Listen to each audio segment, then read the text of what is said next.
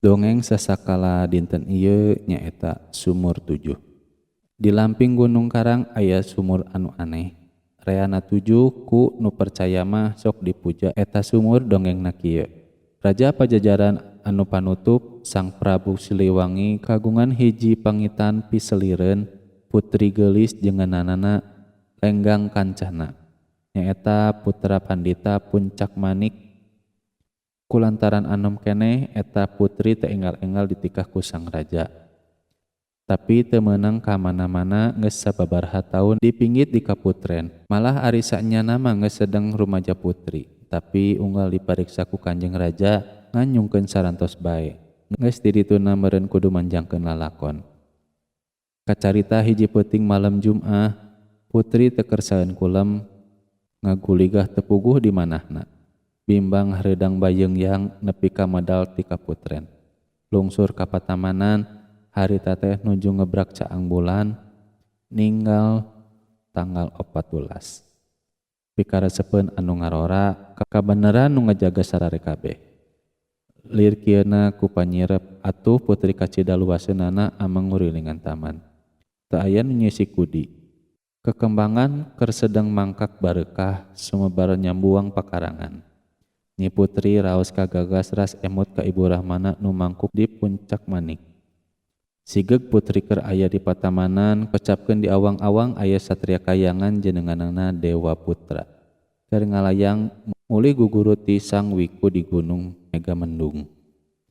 Barang nepi ka luhureun Taman Sari, Sang Dewa Putra ngarandeg reh ningali nu geulis kawanti-wanti nu endah kabina-bina. Lir kukupu katarik ku kembang sengit nu matak uruy maduna. Anjeunna enggal nyirorot teu nganggo tata pasini. Gapruk putri teh disamer, biur deui ka luhur, cag bae diecageun dina mega, di majia gantang. Mugi ulah regat manah, cek Dewa Putra ka putri. Anu manawi dibantun ka dieu teh bade didamel pupuja sakahoyong titangtos ditedunan. Bilih hoyong teras ameng di taman, ieu tempat ayeuna hade dicipta sing jadi patamanan. Dewa Putra nandeda ka para dewa sarta harita keneh ge. Jelek bae di awang-awang aya taman anu kacida alusna. Atuh putri teu kira-kira kageteunana sajongjonan teu tiasa sasauran. Saenyana ari dina manahna mah putri teh ngaraos bagja ditepangkeun jeung nu kasep. Raos kagunturan madu kaurugan menyan putih. Tapi wan tuning kakara sasarengan jeung pameget nu disingkur. Manahna teu boleh risih jeung teu ngartos kana maksud Dewa Putra. Pok sasauran kieu. Pilih gamparan teu uninga abdi teh pigarwan Sang Prabu Siliwangi. Ayeuna abdi aya di dieu teu kalayan idin ti anjeunna. Mana teuing benduna hukuman naon nu bakal ditibankeun ka diri abdi gamparan tangtos uninga. Nanging ieu sadayana lepat gamparan taena mah disuhunkeun heula ka Sang Prabu Siliwangi, boh dipaparinkeun boh henteu panasaran ari lampah ngewat tea sanes panata utami sanes laku sinatria. Ayeuna mah saupami teu wantun patutunggalan sareng Prabu Siliwangi kedah enggal abdi pulangkeun ka Pajajaran. Dewa Putra hamegalih reh nembe umur-umuran. Aya nu ngaweweleh estuning beak wirasat. Teu iasaeun ngajawab pung-ngapung ka Megamendung rek naros ka Sang Pandita. Sinageg nu ngawang-ngawang jeung putri Lenggang Kancana di Taman Jomantara. Kacarita Sang Pandita Puncak Manik ramanyi putri ku Sang Prabu Siliwangi diperih pati kedah ngilarip nyi putri. Saupami teu kapanggih baris dihukum. Wan tuning Pandita nepangan putra. Pok sasauran kieu, "He Nyai, anak ama, ieu ama datang teu jeung raga badag, dihin pinasti anyar pinanggih. Naon-naon nu dilakonan ku urang geus dipastikeun tiba heula ku Gusti Nu Maha Kawasa. Nyai ulah susah-susah ngan kari sumerah bae ka pangeran. Lalakon Nyai teh panjang bakal nyorang kaprihatinan, tapi bakal ditungtungan ku kamulyaan. Ayeuna urang papanggih panungtungan sabab ama rek nyingkir ti Puncak Manik. Rek neangan lembur singkur mandala singkah, memeh ditiban hukuman ku Prabu Siliwangi. Ari satria nu ngiwat nyaeta jenenganana Dewa Putra teh asal terah kahiyangan. Kersana mileuleheungkeun ka diri Nyai, tapi Nyai memeh kawin kudu aya tanjakan heula. nyaeta nyuhunkeun bumi di tengah petamanan di Gunung Karang anu make sumur 7 katut pamandianana. Sakitu wasiat ama, muga-muga Nyai sing sabar tawakal jeung sing percaya kana carita ama. Ayeuna ama pamit. Nyi Putri Lenggang Kancana ngahulang sajongjongan. Raos dina pangimpenan manehanana teu boleh sangsi. Naha ayeuna nu sumping teh ramana atawa lain. Ngan lantaran anjeunna emot kana kaluyuhungan anu janten ramana tungtungna percaya oge. Yen ramana anu tadi ngawejang teh anjeunna janji lebahing manah. Rek ngestokeun kana piwejang ramana. Sanggeus kitu ras deui anjeunna emut kana kadar anu bakal kaharanapan. Tur harita liek leuweung liek lamping henteu aya darmaga. Liek deungeun liek lain henteu aya kulawarga. Turug-turug nu nyanak ti pajajaran nu ngiles. Dewa Putra tepuguh ka mana losna. Segruk bae Nyi Lenggang Kencana nangis, raos teng teuingeun ku pamengget anyar pinanggih. Sabot kitu bae aya jurig ti Gunung Cerelang, nu diutus ku babaturanana neangan pi ratueun. Barang manehna awas ka Nyi Putri jeleg bae ngarupakeun hileud. Satra tuluy Nyi Putri diteli buleud. Sigeg eta kocap Dewa Putra nu nuju kabung beuleungan ku nu geulis teu tiasa lami-lami patebih sareng jungjunan. Ari sumping ka Taman Jomantara Putri teh teu aya. Atuh pohara benduna. Sabot katatang koteteng ret anjeunna ningali hileud sagede gulungan kasur. Anjeunna teu samar deui yen Nyi Putri digunasi kaku eta hileud. Enggal bae anjeunna metik daun seureuh bodas nu urutna patepung. Dianggo nurih tinggong hileud, gorehel di pangkon lelaweunan. Diebogkeun dina bangku hanapeun tangkal kai. Barang gugah ret ningali anu kasep. Nyeh imut bari mapatkeun asihan.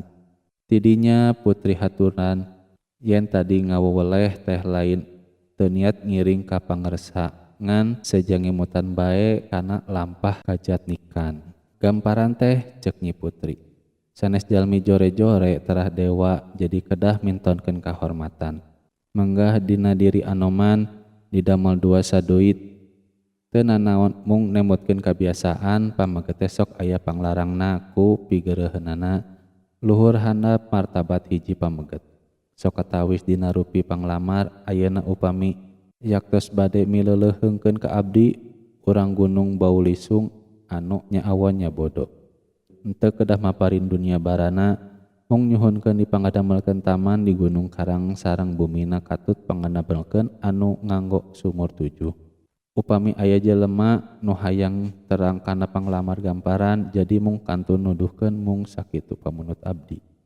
Dewa Putra keur tadi ngiat manah kana Nyi Putri turug-turug ditambah ku daya kemat. Kapangaruhan ku asihat sileget tereup atuh geus teu aya petana mungpungna kana pamunut jungjunan teh. Boro-boro aya pamunut sakitu najan 10 kitu ge diburung ditedunan. Harita keneh ku anjeunna disangeman sarta biur bae ngapung ka Gunung Karang. Sanajan anjeunna ngamanah-manah lebah pantesna ngadamel taman. Sabot kitu seot aya gagak putih berpayunanana teu lila monteng turun lebah Gunung Karang. Tep euteup dina hiji batu gede. Didinya gagak kiliplik tuluy meber-meber jangjangna bari ngaluwis. Nyematkeun nu keur mandi. Dewa Putra teu jauh ti eta gagak ningalikeun saparipolahna gagak ku anjeunna geus kasurti yen didinya patempatan pasinggarahan nu dipunut ku buah manatea. Gancang anjeunna menekung ka para dewa nyuhunkeun dibuktikeun sakahoyong Nyi Putri tea. Cengangna paneda harita keneh geus bukti urut leuweung luwang liwung salin rupa jadi taman sari resmi. Di tengahna aya bumi nu paretek parabotna katut perhiasanana. Sumur 7 ngabaris pasinggarahan lucu. Suruh pisan pasinggarahan putra jeung putri ngider sakuliah dunia moal aya taman sari cara taman sumur 7. Gancangna carita bae Dewa Putra teh jeung Nyai Lenggang Kencana geus ngaralih taman Jomantara ka sumur 7. Ari sasarenganana nu kasep jeung nu geulis teh ti burungan bae. Ti peuting mah napsi-napsi Nyi Putri kulam di bumi. Ari Dewa Putra di luar urang tunda carita tibeh dinya. Taman sumur 7 tea tina kaahenganana geus kaceluk ka awun-awun kawentar ka mana-mana. Malah ka sawarga loka geus kawangikeun. Sarta dina hiji mangsa aya 7 widadari ti sawarga loka daratang ka sumur 7 ngadon mandi. Sanggeus mandi tuluy maretikeun kembang kakara balik dekah kahyangan. Nu kagungan taman sari teu kauningaeun ku lalampah eta para widadari ngan batik kagetna bae reh pepelakan baru risik. Kekembangan anu aralus nu sareungit rigil urut nu metikan. Dewa Putra sasaureun ka Nyi Putri, yen anu boga dosa teu tangtu para widadari ti kahyangan. Upama isuk pageto aya katumbiri nutug ka sumur 7, eta tandana yen widadari daratang, kitu saur Dewa Putra. Kocap dina hiji poe Dewa Putra jeung Nyi Putri naringali katumbiri. Enggal bae Dewa Putra ka awang-awang, hoyong awas ka nu lalampah widadari. Di marcapada eta widadari anu 7 sajolna ka sumur 7, gancang bae ucucul-cucul mandi. Sabot kitu Nyi Putri lenggang kancana ngadeuketan ketejap-kejap sarta nyumput dina buni. Anjeunna heroy kacida ningali anggowanana widadari nu sakitu aralusna nu tara aya di dunya. Bawaning ku panasaran mimitina hoyong uning ngalesangna di rampaan anggowanana widadari teh. Pek dicandak ka panyumputan. Rap diajaran buat resep tuluy bae anggowanana diteundeun dina urut anggowan widadari. Keleset ti payunan angkat nganggo dangdosan aheng bari teras metikan kembang. Katinggalku Dewa Putra ti awang-awang marukan widadari. Prak wae ngagayuh angin. Atuh harita keneh ge hiuk angin ngageblug. Nebak nyilenggang kancana gancaning carita bae Nyi Putri teh geus aya di kahyangan ka bawah angin.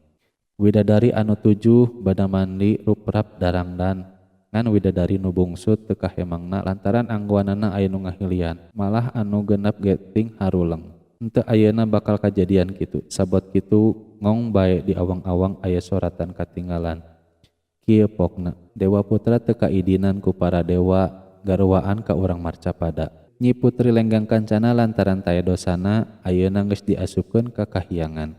Kusabab eta anggowan Nyi lenggang kencana ayeuna kudu dianggo ku widadari bungsu. Pigarwaeun Dewa Putra geus ditetepkeun ku para dewa, pek ayeuna anggowan teh geura anggo sarta gancang tepangan Dewa Putra. Ngan sakitu unggeling sora teh. Ari eta widadari nu bungsu teh lir bebelahan terong jeung Nyai lenggang kancana. Pamuluhna dedeganana goroloyna malah gentar saurana. Turug-turug anggowanana tilas Nyi lenggang kancana.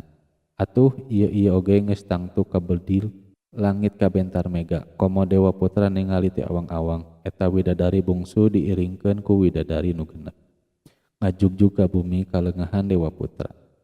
Sarta nu kagungan bumi geus waspada geus lungsur ti awang-awang lebet ka bumi. Sorog widadari 7 nepi ka latar. Dewa Putra enggal lungsur mapag garwa. Teu samar teu asa-asa yen widadari bungsu teh garwana. Turug-turug anu disangka garwa teh tiasa ngaroba prak-prakan ka widadarianana. Satingkah saparipolah teu aya pisan jeung Nyai lenggang kancana lantaran ngestokeun tekanap kersa para dewa. Gancang carita widadari anu genep amitan mundur biur ngarapung ka langit katinggal ti kajauhan melengkung katumbirina. Minangka cicirieun widadari 7 lumaku. Anu widadari bungsu rendengen jeung Dewa Putra. Sinaksenan para dewa ti kahyangan tuluy putra jeung putri teh tetep renggenek ngageugeuh sumur 7.